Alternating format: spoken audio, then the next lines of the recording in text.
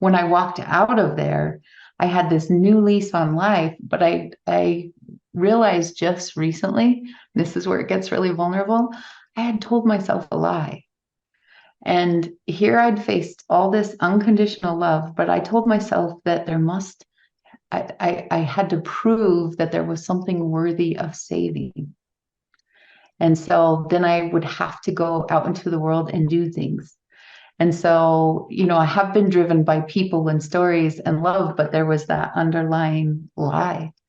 So in the last year, as that came up from deep unconsciousness and a little help from above, it's like, who am I now?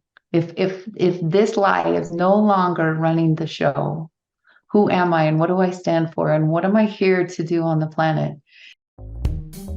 Fear stops us from achieving our true greatness. Are you a professional woman who is feeling stuck, unmotivated, or burned out? Are you worried about your wellness? Are you letting fear stop you from crushing your goals? If you answered yes to any or all of these, then this is the podcast for you. Dr. Charmaine Gregory, night shift emergency physician, burnout thriver, and wellness champion, along with everyday heroes just like you, will explore how to face fear in our lives and emerge victoriously. Hey, thanks for checking out this episode. Be sure to click the subscribe button and the notification bell so that you get notified when the next video comes out. It only takes 2 seconds to make 2 clicks.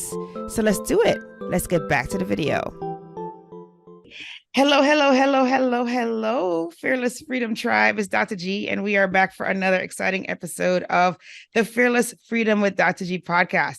Today, we have none other than the amazing Bridget Cook-Burch, and she is going to tell us who she is and all about what she does. Take it away, Bridget. All right, we'll do that. Thanks, Dr. G. I'll tell you what, my name is Bridget Cook-Burch, as you mentioned. My clients call me the book whisperer, just because I love stories. I love people, I love stories. And I've been doing this for a number of years. I'm 10 years in the business of just this. I've been writing for about 20 years. I'm a New York Times and Wall Street Journal bestselling author. But my passion is to help other people to be able to express their stories, learn from their stories, and be able to get their stories out in a beautiful, transformative way that changes the world. So in a nutshell, that's who I am and what I'm about. Awesome. So you have to tell us about how you got started with stories. Writing, it sounds like, happened first, right? So how did that happen? Did you major in that in college, or was it just a passion that you had for a while? Or let us know how that happened? Well, that would have been great had I majored in that in school, but I was a reader, so I actually started with reading before ever writing. And I was always I grew up in a small town, and reading got me big places. I got to travel, I got to experience through other people's eyes, both fiction and nonfiction. So there were books like Uncle Tom's Cabin and To Kill a Mockingbird that as a young girl affected me so deeply about who I would become and what kind of promises I would make to myself about, what would happen if I saw, say, racial prejudice, or if I saw, the wrong person experiencing injustice or people being marginalized. And so even just at a young age, I wanted to do something with words. And I thought I wanted to be an attorney until I went to pre-law and spent only about 2 weeks in a law office and saw how miserable everybody was. And I was like, this is not for me. I am not the paper person. I am the people person and stories. And so, I was in college, but I had a near-death experience that completely changed my life. Because the story that I had been telling myself was that I was not worthy. I was not good at anything. I was failing life. I was failing relationships. I was failing school. I had this story. And then I had a presence that let me know I was being given a second chance at life.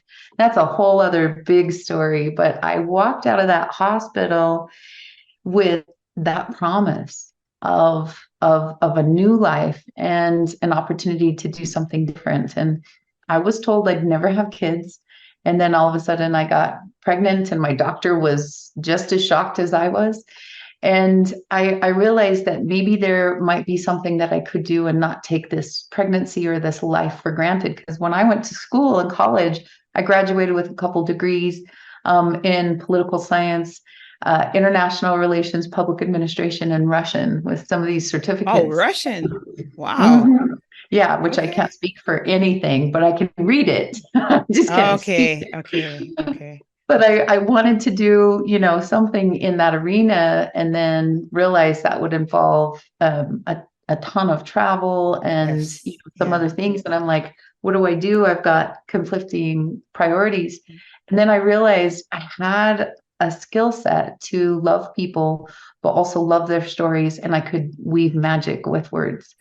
And Okay. so, yeah, I started working with for community learning centers in Denver, Colorado, Okay. and they were working with high-risk kids. So Bloods, Crips, Nuestra Familia, Yes. lots Yes. of gang kids. Yeah. And I got to see how words could change their lives and how Wow. love could change their lives. Yeah. And so I fell in love with the human soul, and I've been writing stories ever since. That's awesome. That's awesome. And so, wow. And so and so how is how old is your child now? Uh, she's over 30 and she Oh, would no want me way. to tell everybody, but yeah, she is. And Oh my I'm God, me, I have girl. 3 grandkids, 2 boys and What? a girl. So There's yeah, no way you got a 30-year-old. No yeah, way. I definitely do. I know. I mean, I know, but you just look awesome. Well, thank Okay. That is amazing. Yeah, so she's a miracle. you. And Mhm. everything else that occurred sounds like it was a miracle.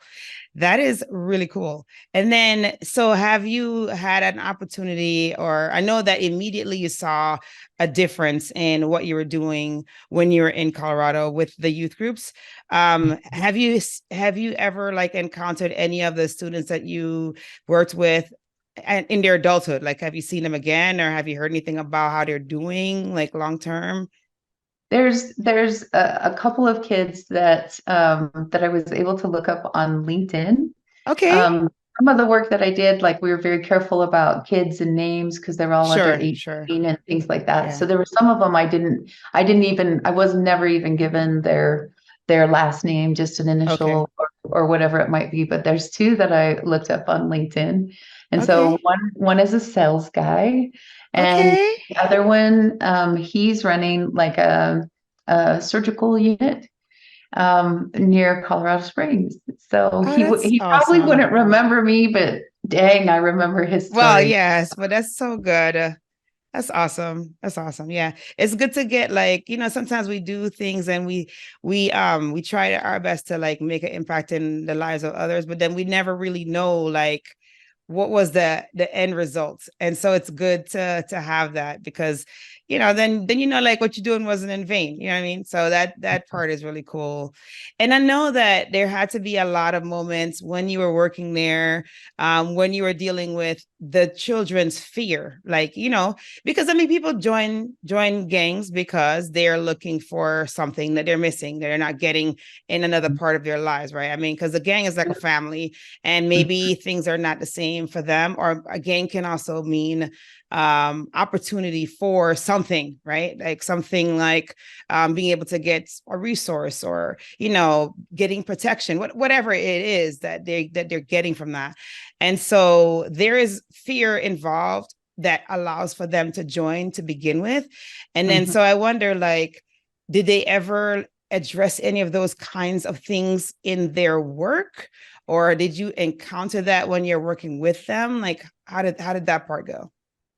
Well, I think it's fascinating that you ask about fear because with gang kids, I find it's food, protection, and family or significance or all four. And these are the things that they're looking for. Sometimes it's significance because, they want to, part of that protection, they want to make sure that they're safe. Sometimes it's just they want to be significant and seen as something else than where they think they come from. But fear guides a lot of those decisions. But also, it's like sometimes mom and dad are gang members and grandma and grandpa and aunt and uncle. It can Okay. be this cultural phenomenon where they don't see another way of life until someone cares enough about them to show them something else. And one of my favorite things was the gentleman, Joe Sprague, who ran community learning centers. He also bought a rafting company. So here's a Really? lot of these kids growing up in cement jungles, and then they go out on the wild Arkansas River Oh, in nice. these rafts, and Yeah. their eyes are Oh, wide and yeah. It's like a new experience. exactly. And Oh, that's and really awesome. having to face man and nature and things like that. And the power dynamics, I watched the power dynamics shift a lot amongst these kids. And it was one of the most natural but beautiful ways for some of the kids that were quieter and maybe didn't always show up as a leader, but to see something like them pull a buddy out of the water, Okay. to show up in their magnificence, to care enough to keep someone else safe, and I saw respect begin to develop, real respect, rather than just, some of the dynamics that we might see inside the houses. And so it was extraordinary. And they had to face their fears, and they figured out, wow, I can go from being in this little, playing video games and hanging out with my friends on, 5 street corners, to I can actually like master the river and learn how to do things. And some things are out of my control, but here's what's in my control, and I can show up in my capacity. It was beautiful. Like you would see softening of some things and then a strengthening of other things, shoulders going up and back and their head being Okay. up instead Okay. of down. And they could look at you in your eyes rather than having to look away, or not being able to carry on a conversation. Those were the evolutions that made me fall in love with the human soul. Wow. Wow. Sounds like you learned a lot from them. I learned a lot from them. It is true. It Oh, is true. that's awesome. That's Yeah. awesome. Yeah, no, that's great. I mean, and I cannot it's like when you're put in an environment where it's completely different from your usual environment and you have no control, that is like the ultimate big push towards growth. Yes. So so and it and sounds like they because of got that, that. yeah, I volunteer to facilitate a ropes course from time to time, and did it for like 5 years in a row. I love it because people really get to face their fears. And, of course, there's harnesses and ropes and safety and different things like that. But, even just this projection of, oh my heck, I've got to go out on a limb. I've got to climb this high tree. I've got to balance on a beam. I've got to do things that we normally wouldn't do. And then to watch people just shine. I love that. Oh, that's awesome. That's awesome. And what about you? Did you have any fears as you're working with these kids? I didn't, after my near-death experience, I was not afraid of the kids at all. I think before that, I would have been nervous about where they came from and maybe some of their background, but I wasn't afraid of the kids. I had my own fears, like, am I going to do a good job? Will this actually be of service to someone? Will I mess something up? And I made my mistakes, that is for sure. But I also, by sticking with it, even through the mistakes I made, because, in my past, I would have, oh, I made a mistake and I would have run away. And I this see. time it was Okay. like, oh, I made a mistake. But also because this was a rehabilitation thing, they weren't about walking away from mistakes. They were about learning from them. Right, And right. so, I cost the company some money at one time because I grew up in a home where we didn't use derogatory terms for anyone, not a single person. And so I grew up actually a little prejudiced against prejudiced people. And Okay. One time I did a newsletter, put it all together, spent hours, hundreds of hours, you wouldn't believe it, Dr. G, on all of Oh this. my And then gosh. um, I had put in it, now a word from our favorite spooks.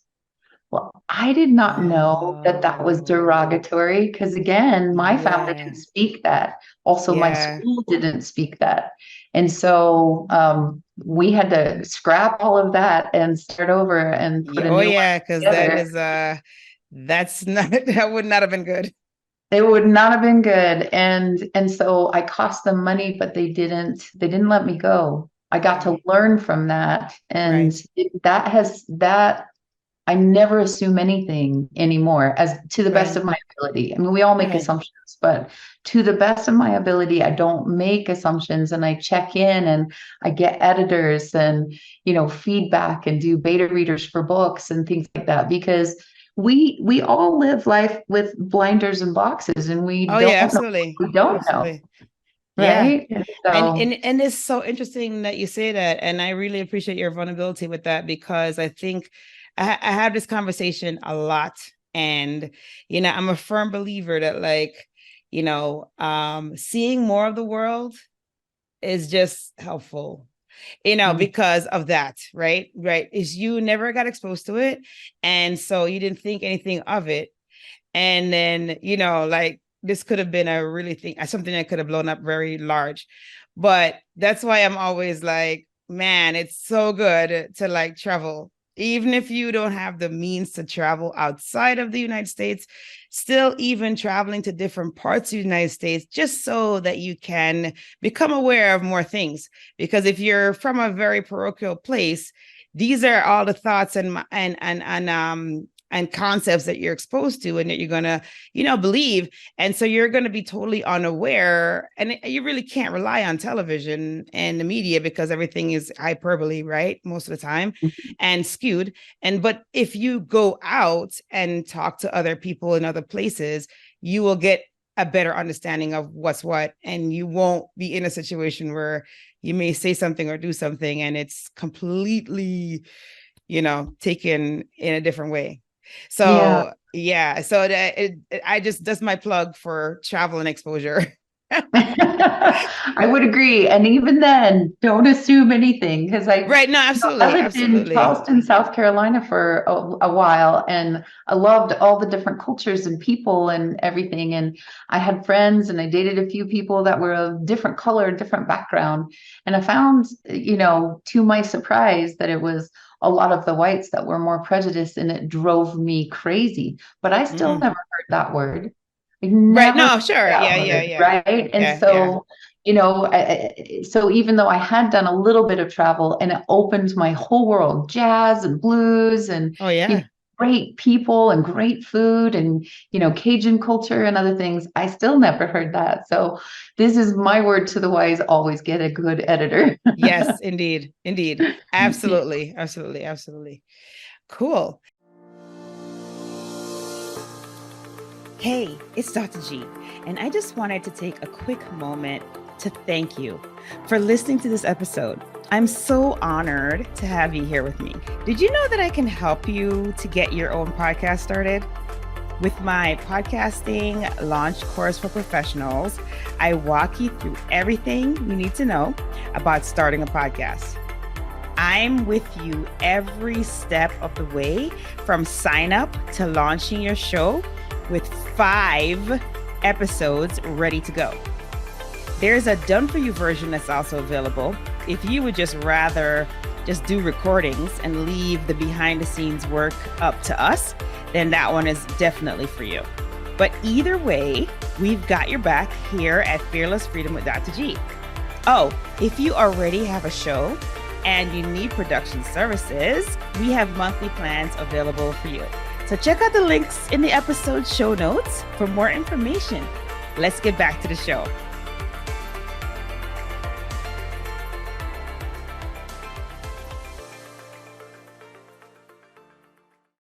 And then so you had that experience, and then you went to, what was the next step? So you did that program for a number of years, it sounds like.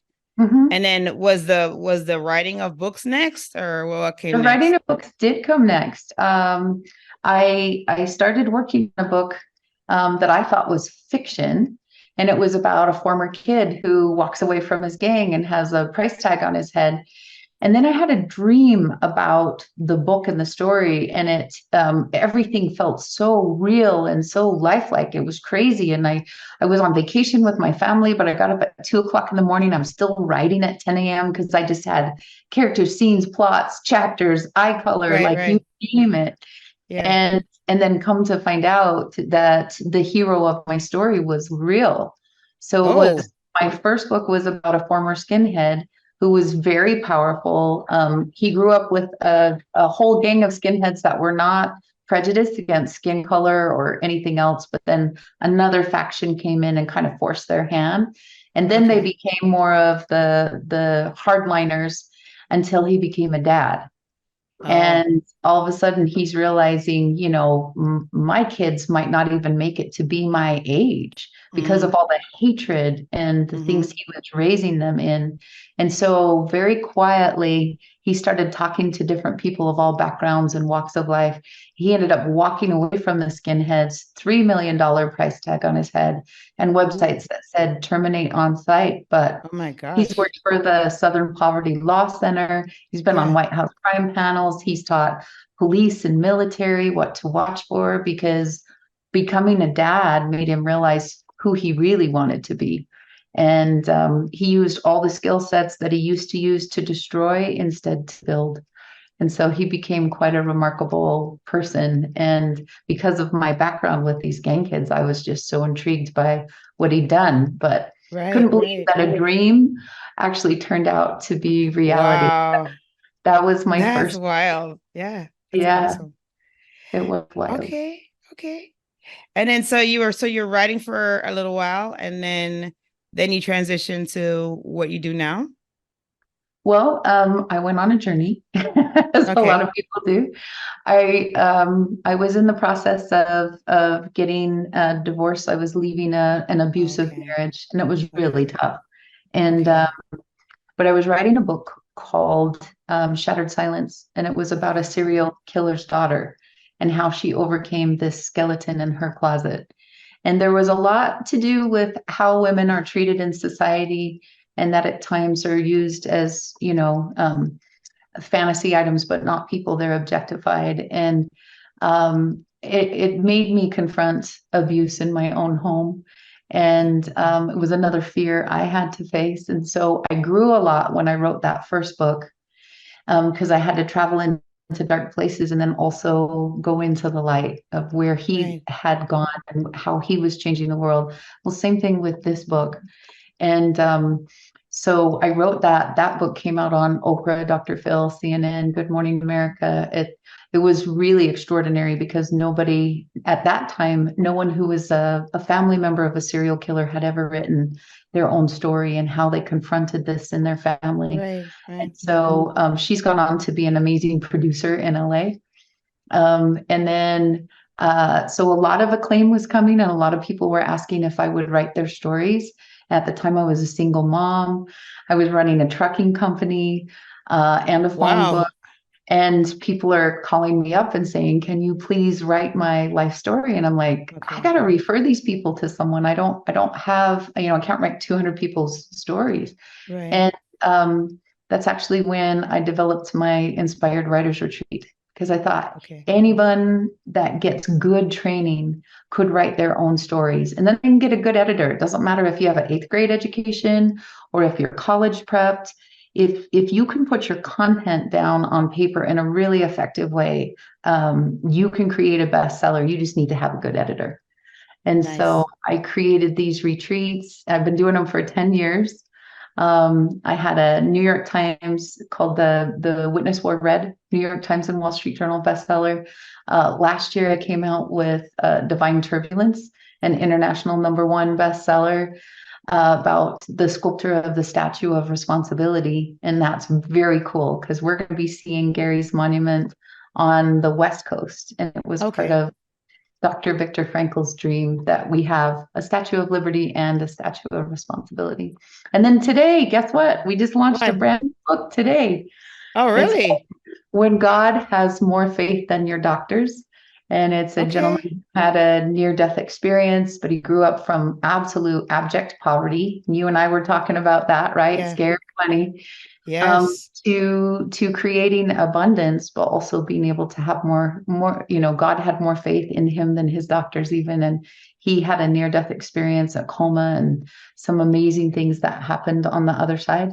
That he had enough courage to share with the world. So it launched today. It's already hit #1 Okay. bestseller, and it's still going. So yeah, it's been quite a ride. Lots of beautiful Yeah. Looks like it. rising Seems and like falls it. and ups and downs. Yeah. Yeah, good, good, good, good, good. That's fantastic. And then so you have to tell everybody. So the name of the book you just mentioned, so people can go and look for that.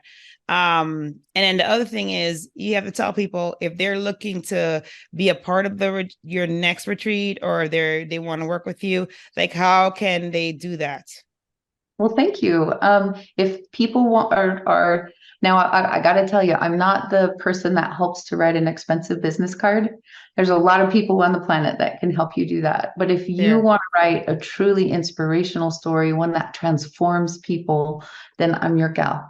And Okay. so my website is called yourinspiredstory.com. Okay. And the retreat is called the Inspired Writers Retreat. And I would Beautiful. love to see you there. I do them a couple times a year. For the upcoming one, I only have a couple spaces open. So if you're going to want to get in that one, please do now. But find me on Facebook, Instagram. I'm so happy to talk to people about their stories. And on Facebook and Instagram, you are also the Inspired Story. Yeah, Your Inspired Story or Bridget Cook-Burch, the book Got it. whisperer. Okay. Yeah. Okay. All right. Awesome. Awesome. Awesome. Awesome. Awesome. And then so now you have, I mean, and you have basically faced some incredible fears over the years. Mhm. And you have come on other side, amazing, amazing fashion. Is there any fear that you are now currently facing that you're like, you have a plan for how you're gonna address it, or like how is that going? Oh, well, I talked to you about how I loved your very vulnerable podcast from a couple of years ago. So as I was researching this, and I'm like, that's a vulnerable question to ask. And then I thought, well, this is what I ask my authors to do all the time, right? Sure. So I will just tell you that after my near-death experience, um, and in that room, I just need to tell you, there was so much unconditional love. Like it didn't matter that I was failing school, that I was in debt, that I had screwed up relationships, these things. There was just so much love that everything in the whole room was vibrating it, including every cell in my body. It was incredible. And when I walked out of there, I had this new lease on life, but I realized just recently, this is where it gets really vulnerable. I had told myself a lie. And here I'd faced all this unconditional love, but I told myself that I had to prove that there was something worthy of saving. And so then I would have to go out into the world and do things. And so, I have been driven by people and stories and love, but there was that underlying lie. So in the last year, as that came up from deep unconsciousness and a little help from above, it's like, who am I now? If this lie is no longer running the show, who am I and what do I stand for and what am I here to do on the planet? And just recently, I realized I would do the same thing. Like I Well, love that's good. That's good when Yes, you can say no regrets. exactly. No regrets. And I do believe in the power of story to change the world. And I think that right now in human history, we need more good stories. We Absolutely. hear a Absolutely. lot of hard, horrific stories, but the Yes. ones that come from darkness into light, I think we need more leaders. We need more people that operate on that know it from within themselves and can bring it out into the world. And so I'm just going to keep on doing what I'm doing, but also concentrate on being. But it's scary. Like every day, I'm like, Yeah, okay, indeed. here I go. Yeah, yeah, yeah. No, but that's great. I love that you said no regrets. Like, I love that. That's just like, that's the stuff I tell my kids. I'm like, look, you gotta live your life. Like, you gotta live it fully, because you don't want to look back and be wondering like, could have, would have, should have. That's, that's not a really healthy thing. So I love that. I love that you have the ability to reflect and say that. That's incredible. Absolutely incredible. It's such a good conversation, Bridget. Oh my gosh. I love it. So many things coming out, so many nuggets. Really appreciate it. And we're at that part of the show where we do fill in the blanks. Are you ready for that? You ready for the fill in the blanks? I'm ready for that. Okay, fantastic.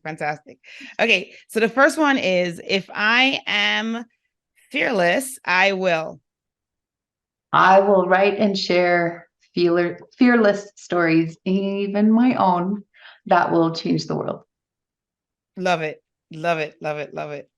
The next one is, to me, fearless freedom means.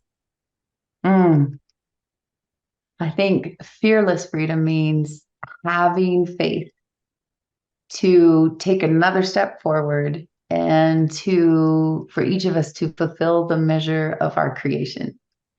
And so that's what fearless freedom means to me. And that's like, oh, I love that. I put it on my desk over here so I could see it. I love that. That's what you are all about. Thank you. And I love your answer. That was fantastic. All right. And then the last one is, my battle cry is. Okay. Well, that's a good one, because that has been a part of this vulnerable journey that I was telling you about. Yes. And so it's 2 words. My battle cry is, I am redeemed and unleashed. Love it. So awesome. So awesome. And then you have to tell the Fearless Freedom Tribe one more time, the website. And then, if you don't mind, spelling your last name so that they don't look for a different person, and so that they can find you. Beautiful.